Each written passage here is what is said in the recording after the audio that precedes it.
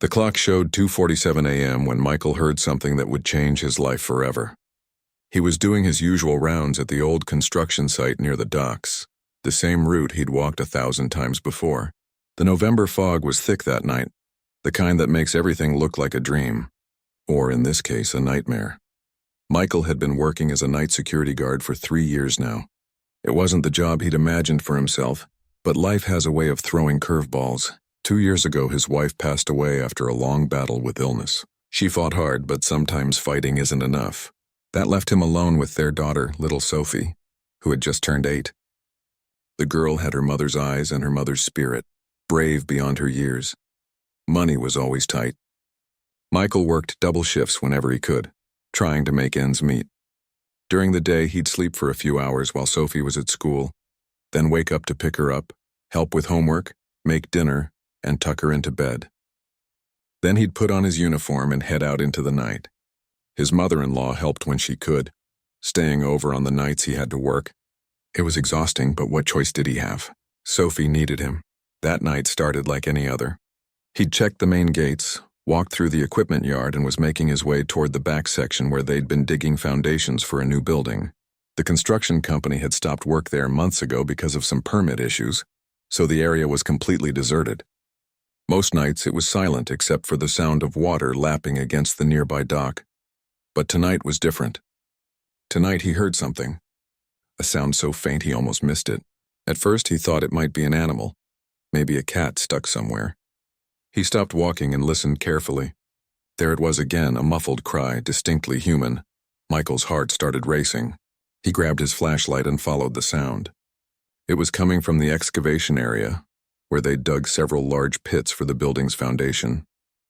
He ran toward it, his boots splashing through puddles left by the afternoon rain. What he saw when he reached the edge of that pit still haunts him. There was a person down there, buried in the dirt. Only their head was visible above the ground, and even in the dim light of his flashlight he could see the terror in their eyes. It was a woman, and she was trying to scream, but her voice was weak, probably from hours of calling for help. Michael didn't think. He just acted. He jumped down into the pit, landing hard on the loose dirt. The woman's eyes widened when she saw him. She tried to speak but could barely manage a whisper.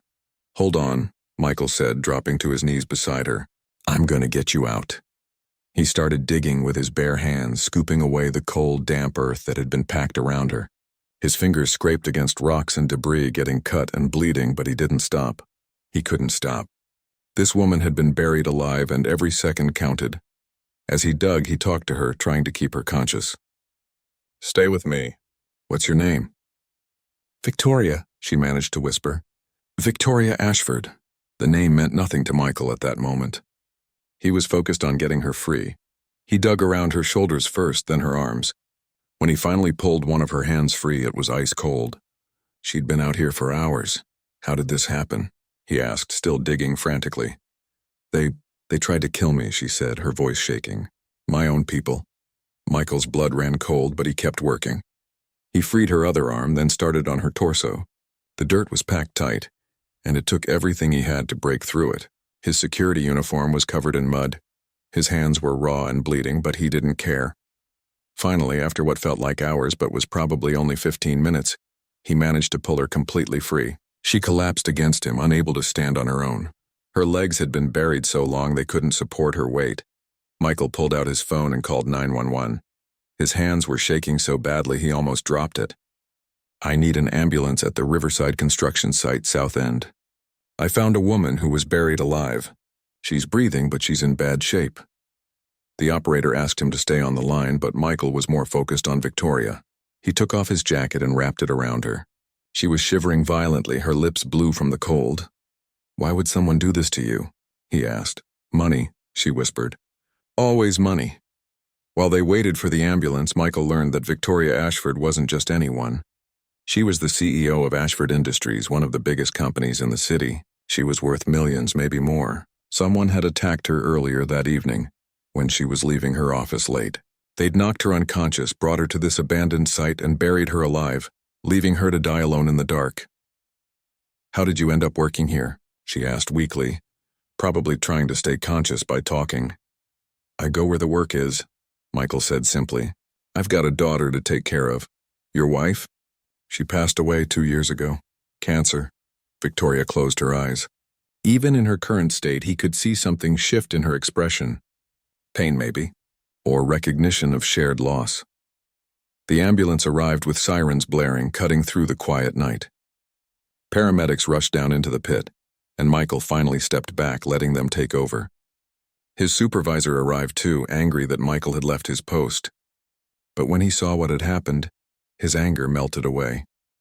At the hospital, after the doctors had checked Victoria and confirmed she would survive, she asked to see Michael again. He was in the waiting room, still covered in dirt, trying to clean the cuts on his hands with some wet paper towels a nurse had given him. When he walked into her room, she was sitting up in bed, looking much better despite everything she'd been through. She had IV lines in her arms and monitoring equipment beeping beside her, but her eyes were clear and focused. "The doctor said you saved my life," she said. "Another 30 minutes and I would have died from hypothermia or suffocation." Michael shrugged. Anyone would have done the same. "No," Victoria said firmly. "They wouldn't have.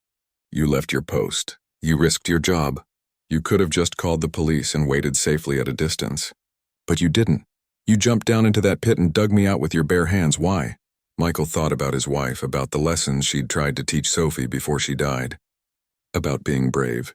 About doing the right thing even when it's hard. "My wife always said that when you see someone who needs help, you help them. No questions, no hesitation. You just do what's right. I guess some of that rubbed off on me." Victoria smiled, and for the first time since he'd found her, she looked truly at peace. "What's your name?" "Michael. Michael Chen." "Well, Michael Chen, I owe you my life, and I always pay my debts." Michael didn't know it yet, but that moment in the hospital room was the beginning of something much bigger than a simple rescue. Because Victoria Ashford wasn't just grateful, she was determined to find out who had tried to kill her and why. And somehow Michael and his daughter were about to get pulled into a fight for justice that would test everything they believed in.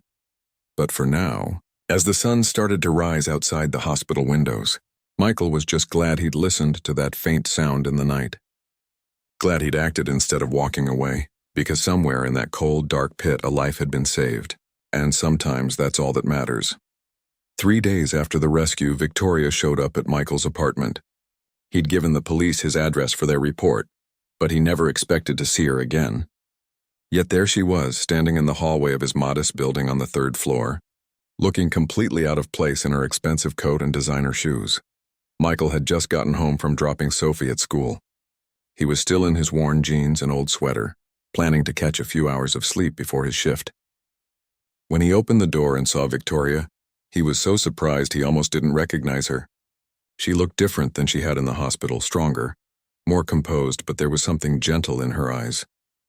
"Victoria," he said, confused. "What are you doing here?" "I wanted to see you," she replied. "To thank you properly. May I come in?" Michael hesitated.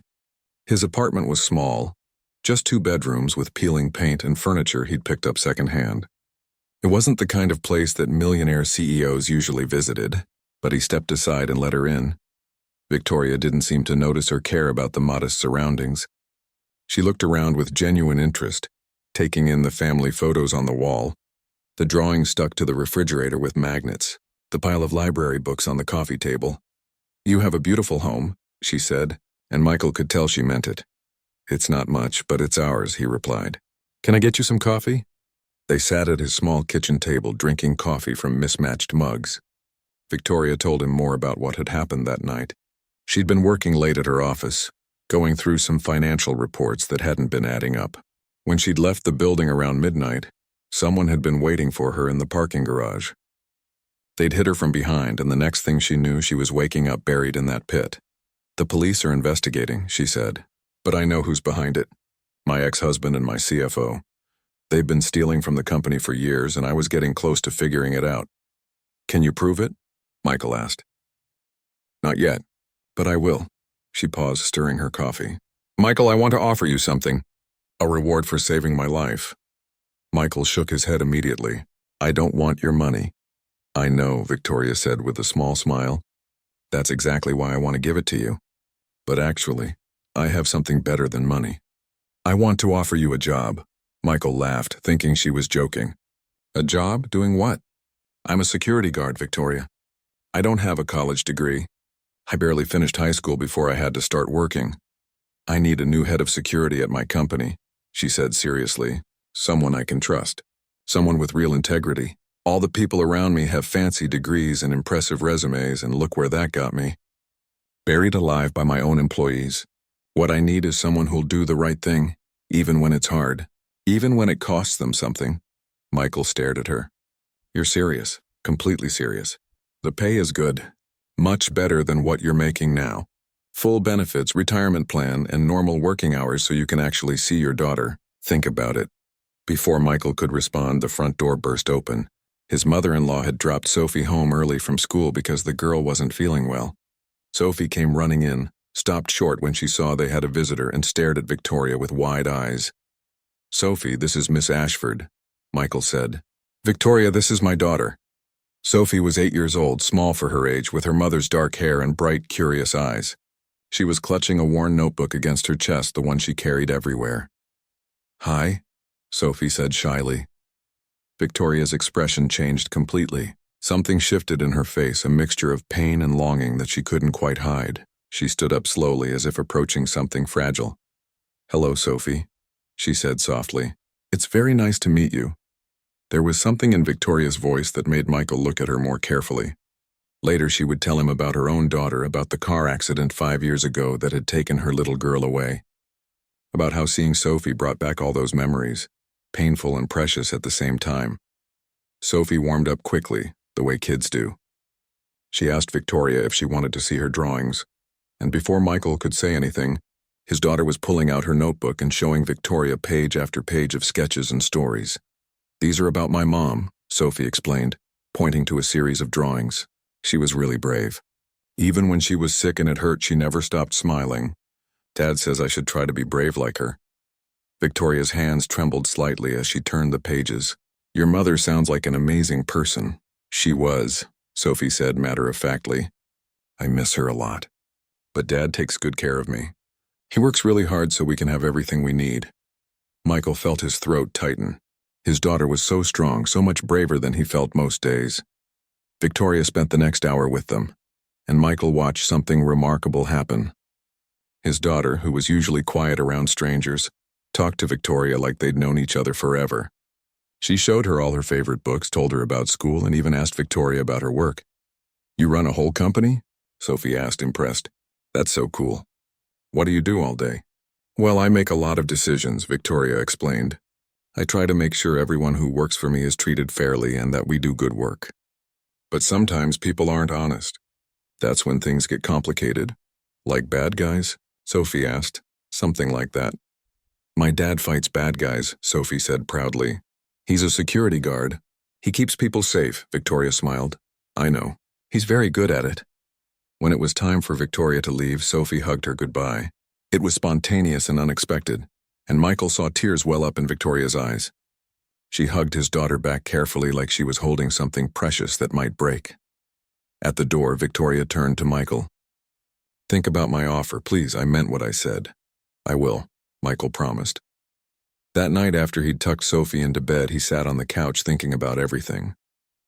The job offer was tempting, more than tempting. It would mean a real salary, benefits, time with his daughter, no more working nights, no more sleeping during the day while Sophie was at school. He could actually be present in her life. But he was scared. What did he know about running security for a major company? What if he failed? What if he wasn't good enough? He went to check on Sophie before heading to work and found her still awake, reading by her nightlight. Dad, she said as he sat on the edge of her bed. Yes, sweetheart. I like Miss Ashford. She seems sad but nice. She is nice. Are you going to take the job she offered? Michael was surprised. You heard that? Sophie nodded. I heard some of it. You should take it, Dad. Mom would want you to. How do you know what Mom would want? Because Mom always said you should never be afraid to try new things. She said being brave doesn't mean you're not scared. It means you do things even when you are scared. Michael felt his eyes getting wet. His daughter was 8 years old and somehow wiser than he was. When did you get so smart? He asked, ruffling her hair. I've always been smart, Sophie said with a grin. You just don't always notice because you're tired all the time. He laughed and kissed her forehead. "Get some sleep, kiddo." 2 days later, Michael called Victoria and accepted the job. She sounded genuinely happy, relieved even. They arranged for him to start the following week, which gave him time to give proper notice at his current job and figure out the logistics. On his first day at Ashford Industries, Michael felt completely out of his depth. The building was massive, all glass and steel and marble. Everyone wore expensive suits and carried tablets and talked about things he didn't understand. But Victoria was there, guiding him through everything, introducing him to people, explaining how things worked. She'd meant what she said about mentoring him. She spent hours teaching him about the company, about corporate security, about managing a team. She was patient and kind, never making him feel stupid for asking questions, and she kept inviting him and Sophie to spend time with her. Dinners at nice restaurants, trips to the museum, afternoons at the park. At first, Michael thought she was just being nice, paying back a debt. But gradually, he realized it was more than that. Victoria had lost her daughter, and being around Sophie brought her comfort. And Sophie thrived with the attention, having another adult in her life who cared about her. One evening, about a month after Michael started his new job, the three of them were having dinner at Victoria's penthouse apartment. Sophie was showing Victoria how to play a card game her mom had taught her, and both of them were laughing. Michael watched them from the kitchen where he was helping clean up, and he felt something shift inside him. His family had been broken for 2 years, just him and Sophie trying to make it work. But now somehow, they'd found a new piece to add to their little puzzle. Victoria wasn't trying to replace his wife, and he wasn't trying to replace her daughter. They were just three people who'd all experienced loss, finding comfort in each other's company. "Dad, come play with us," Sophie called. He joined them at the table, and Victoria dealt him into the game. As they played, Sophie chattering happily between them, Michael realized that life had a strange way of bringing people together. He'd saved Victoria's life that night, but in a way she was saving his too, giving him a chance at a better future, helping him build a life where he could actually be there for his daughter. "Thank you," he said quietly to Victoria while Sophie was studying her cards. "For what?" Victoria asked. "For this, all of it. The job, the friendship, everything." Victoria smiled. "Thank you for being brave enough to accept it. And for sharing your daughter with me. You have no idea what that means." Sophie looked up at them. "Are you guys being mushy again?" They both laughed, and the moment passed, but something important had been acknowledged. They were becoming a family, an unusual one, but a family nonetheless. What Michael didn't know yet was that this peaceful period was about to end. The people who'd tried to kill Victoria weren't done. They were watching, planning, and getting ready to strike again, and this time, they were going to come after the thing Victoria cared about most, her newfound family. The real fight was just beginning. Michael had been working as head of security at Ashford Industries for 3 months when he noticed something strange. It started small, just a feeling that something was off. As part of his job, he reviewed access logs, security footage, and building reports. He took the work seriously, maybe more seriously than the previous guy had, because Victoria had trusted him with this responsibility. One Tuesday afternoon, while going through routine paperwork, Michael spotted an invoice that didn't make sense. It was for security system maintenance from a company he'd never heard of. The amount was substantial, nearly $50,000. But Michael knew for a fact that their security systems had been serviced by their regular contractor just 2 weeks earlier, and he'd overseen that work himself. He dug deeper. Over the next few days, during his lunch breaks and after Sophie went to bed at night, he went through months of financial records that crossed his desk. What he found made his blood run cold. There were dozens of invoices like that one, payments to companies that didn't seem to exist, contracts for services that were never performed, consulting fees for consultants who never showed up. Someone was stealing from Ashford Industries, and they'd been doing it for years. The amounts added up to millions of dollars. Michael knew he should take this to Victoria immediately. But something made him hesitate. He wanted to be absolutely sure before he accused anyone, so he kept digging, staying late at the office, cross-referencing documents, following paper trails. That's when he discovered who was behind it. The invoices were all approved by 2 people, Kevin Wright, the company's CFO, and Richard Ashford, Victoria's ex-husband and business partner. They'd been working together, creating fake vendors and phantom contracts, siphoning money out of the company right under everyone's nose. Michael felt sick. Kevin was someone Victoria trusted completely. He'd been with the company for 15 years, and Richard, despite the divorce, was still involved in major business decisions. Victoria had told Michael once that the divorce had been amicable, that they'd simply grown apart but remained friends and business partners. Now Michael understood why someone had tried to kill her. Victoria had mentioned she'd been looking at financial reports the night she was attacked, reports that weren't adding up. She'd been getting close to discovering what Kevin and Richard were doing, so they'd tried to eliminate her. Michael made copies of everything he'd found. He put together a file with all the evidence, working late into the night at the office. He was so focused on his work that he didn't notice the security camera pointed at his desk, or the fact that someone was watching the feeds from home. The next morning, Michael arranged to meet Victoria for lunch. He needed to show her what he'd discovered in private, somewhere outside the office. But before he could leave, Kevin Wright walked into his office.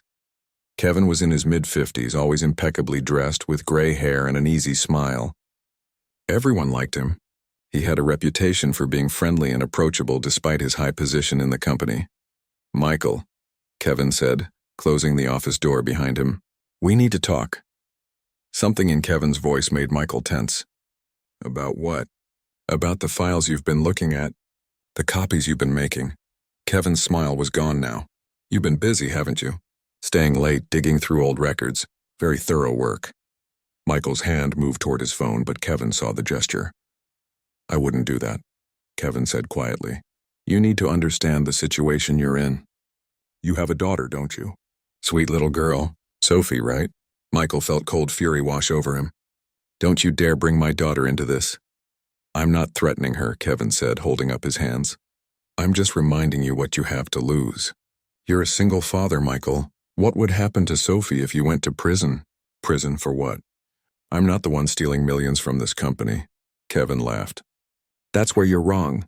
You see, I've been setting up a little insurance policy over the past few days. If anyone looks into those transactions now, they'll find that all those payments were authorized through your security access codes. Your digital signature is on every single fraudulent invoice.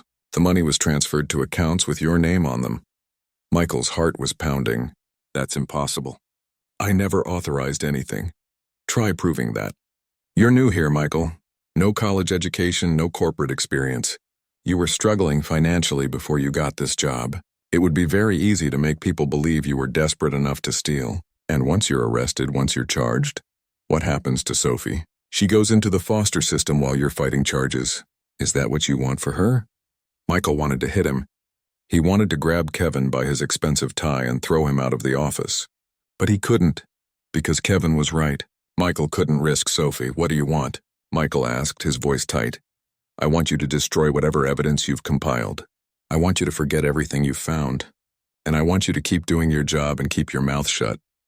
Kevin leaned against the desk. "Do that and your daughter stays safe. Your life stays normal. You keep this nice job with the good salary. Everybody wins, except Victoria." Kevin shrugged. "Victoria is a big girl. She can take care of herself. Besides, she won't be around much longer anyway." The implication was clear, and it made Michael's stomach turn. They were planning to try again. They were going to kill her. "You can't stop us, Michael," Kevin said. "Richard and I have powerful friends.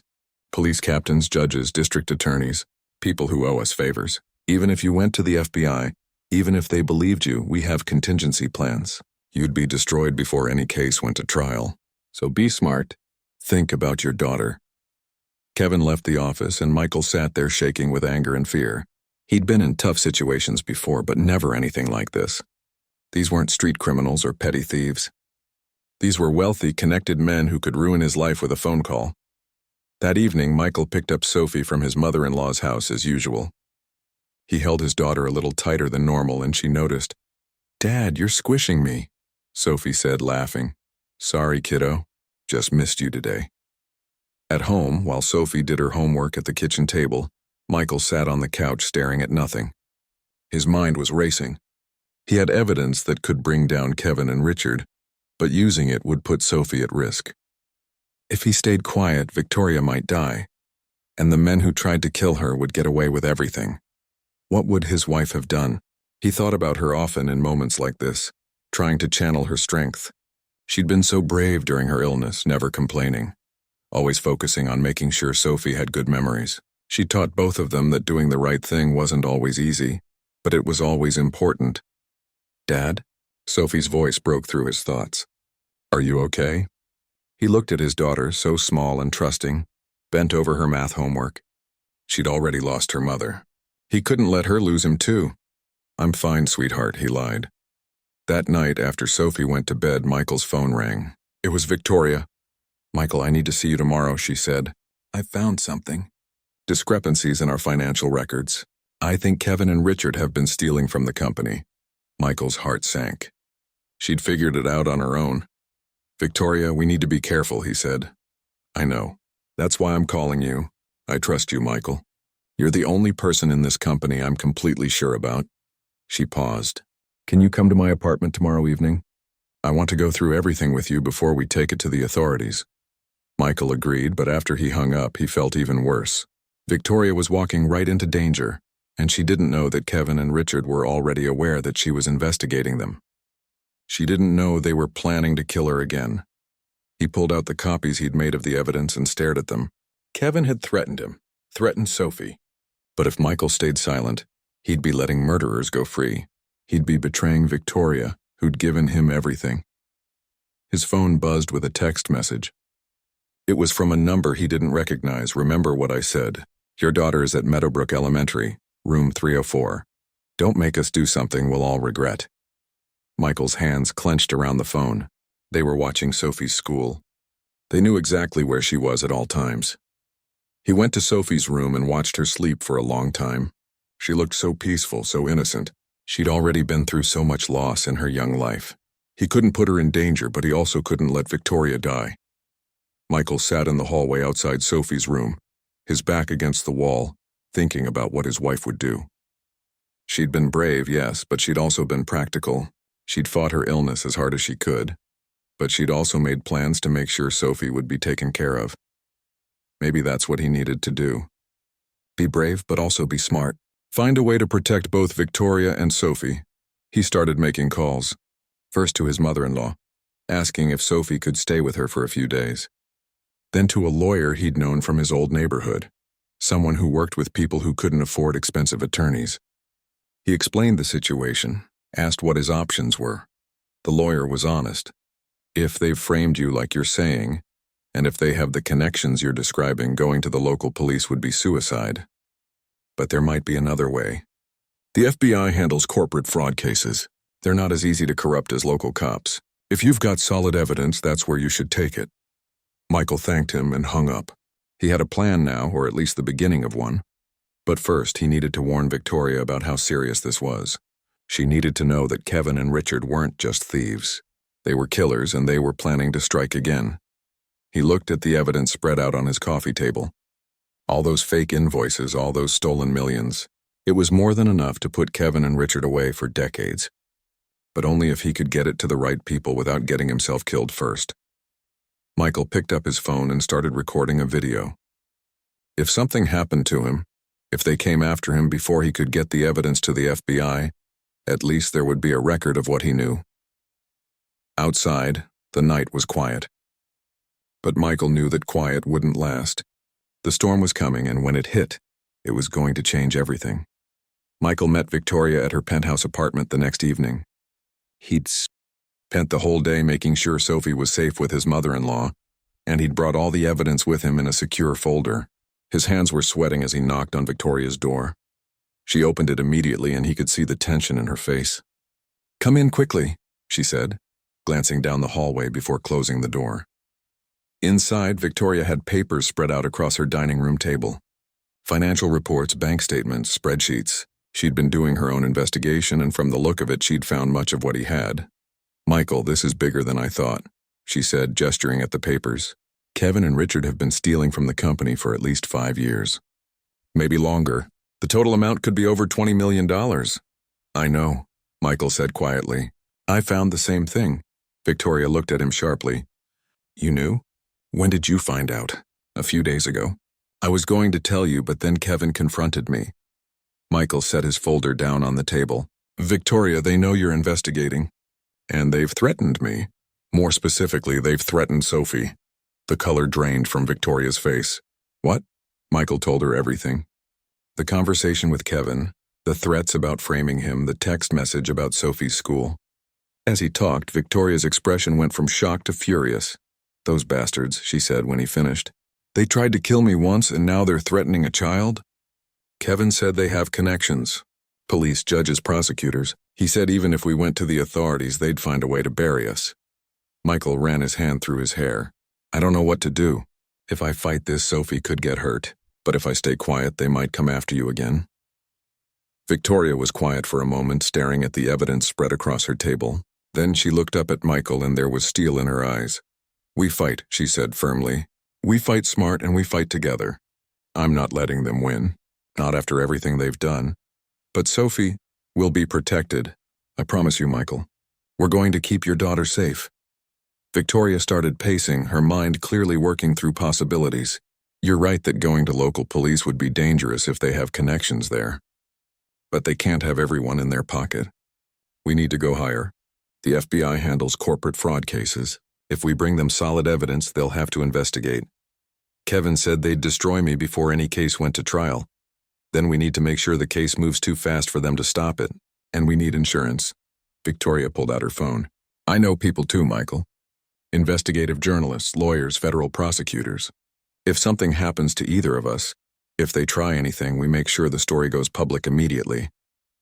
Over the next few hours, they made a plan. Victoria would use her media connections to prepare an expose that could be published at a moment's notice. Michael would organize all the evidence into a clear, undeniable case. And they would approach the FBI together, bringing everything they had. But first, they needed to keep Sophie safe. Victoria suggested something that surprised Michael. Bring her here, she said. Both of you can stay at my apartment. I have security in this building, good security. Better than what Kevin and Richard can get past. You'll be safe here while we work on this. Michael hesitated. Victoria, I can't ask you to do that. You're not asking. I'm offering. Sophie means as much to me as she does to you. Victoria's voice softened. Let me help protect her, please. That night, Michael brought Sophie to Victoria's apartment. His daughter was confused about why they were having a sleepover on a school night, but she was excited too. Victoria had set up the guest room for them, and Sophie was delighted to find that Victoria had bought some of her favorite snacks and even a few new books. This is like an adventure, Sophie said. Bouncing on the guest bed, it is. Michael agreed, trying to keep his voice light. A short adventure. We'll be here for a few days while Miss Victoria and I work on something important. Is it about the bad guys? Sophie asked, suddenly serious. Michael exchanged a glance with Victoria. His daughter was smart. Too smart sometimes, yeah, kiddo. It's about the bad guys. Sophie nodded solemnly. Then you have to be really careful. But I know you'll win. You and Miss Victoria are the good guys, and good guys always win. If only it were that simple, Michael thought. Over the next 3 days, Michael and Victoria worked around the clock. They organized every piece of evidence, creating a timeline of the theft, tracking every fake invoice and fraudulent payment.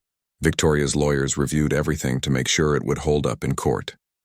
And Victoria reached out to an FBI agent she knew, someone who specialized in white-collar crime, to set up a meeting. On the third night, while Sophie was asleep in the guest room, Michael was in the living room going through documents when Victoria brought him coffee. You should rest, she said, sitting down beside him. You've barely slept since you got here. I can't rest. Not while Sophie's in danger. Victoria was quiet for a moment. She's a remarkable girl. You've done an amazing job raising her. Her mother did most of it, Michael said. I'm just trying not to mess it up. You're doing more than that. Victoria sipped her own coffee. She's brave, Michael. Just like her mother was. Just like you are. I don't feel brave. I feel terrified. That's what bravery is. Being terrified and doing the right thing anyway. Victoria set down her cup. I need to tell you something. When I first met Sophie, when I saw her that day at your apartment, it almost broke me. She reminded me so much of my daughter. The same age, the same energy, the same curiosity about everything. I remember. I could see it in your face. I thought it would hurt too much being around her. But it didn't. It helped. She helped me remember that there's still good in the world. Still innocence worth protecting. Victoria looked at Michael.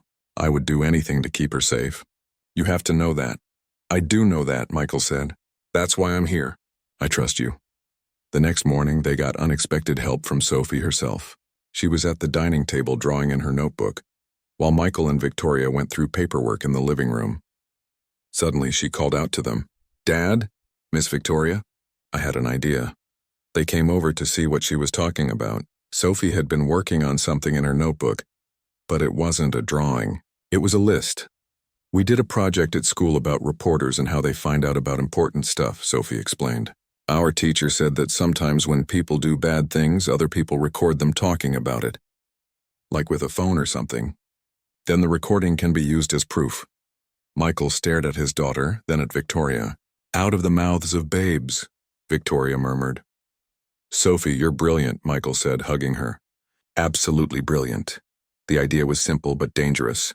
If they could get Kevin or Richard to confess on tape, it would be undeniable proof. Not just of the theft, but of the threats, the attempted murder, everything. I could do it, Michael said. I could wear a wire, meet with Kevin, get him to talk. It's risky, Victoria said. If they find the wire, if they suspect anything, and I know. But Sophie's right. A recording would seal the case. Kevin was confident enough to threaten me in my office. If I go back to him, act scared, tell him I'm willing to cooperate, he might get comfortable enough to brag about what they've done. Victoria was reluctant, but she knew Michael was right. They spent the rest of the day planning. Victoria's lawyer arranged for proper recording equipment, the kind that would be admissible in court. They scripted what Michael would say, how he would approach Kevin, what questions he needed to ask. The next morning, Michael went back to work at Ashford Industries for the first time in 3 days. Kevin was in his office and he looked almost pleased when Michael walked in.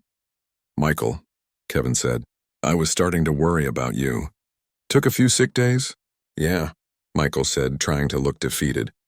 "I needed to think about things. And what did you decide?" Michael took a breath. Under his shirt, the small recording device was running, capturing every word. "I'll do what you want. I'll destroy the evidence. I'll keep quiet," Kevin smiled. "Smart choice.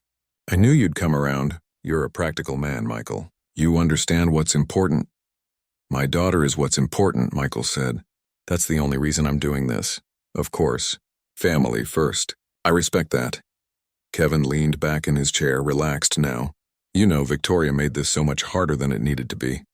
If she'd just stuck to running the company and left the finances to me, none of this would have happened. "You tried to kill her," Michael said, trying to keep his voice neutral. "I tried to solve a problem," Kevin corrected. "She was getting too close to figuring things out.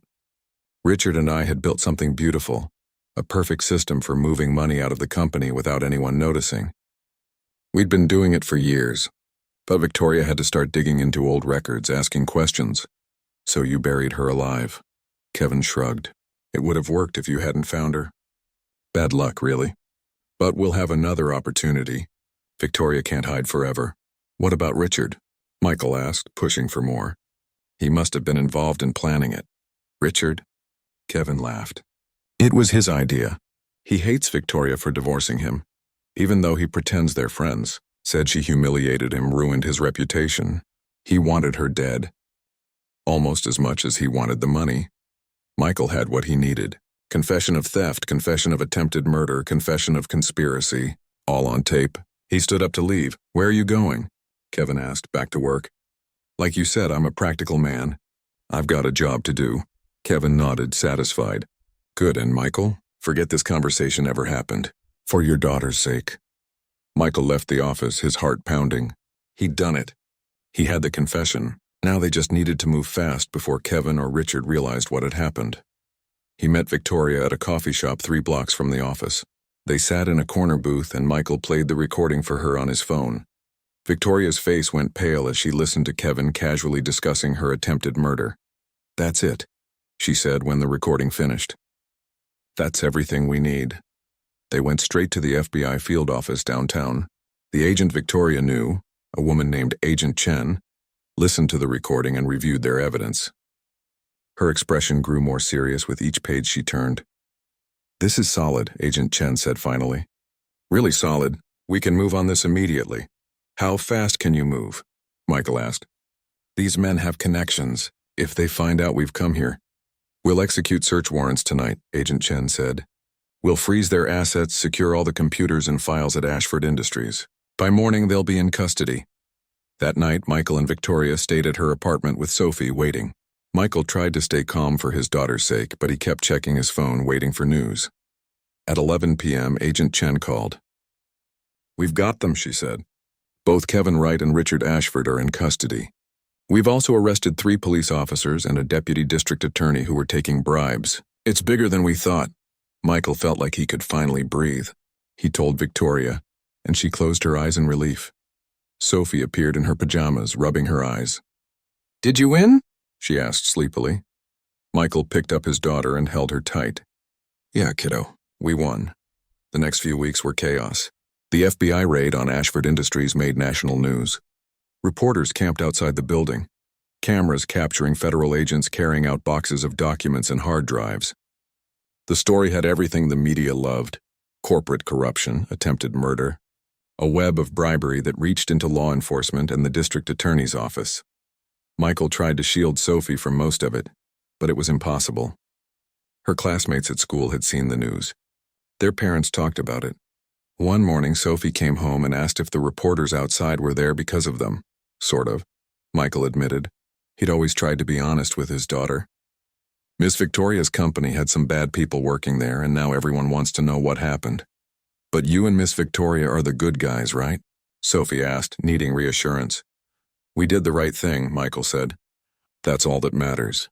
The trial preparation took months. Michael spent countless hours with FBI agents and prosecutors, going through evidence, explaining how he'd discovered the theft, testifying before grand juries.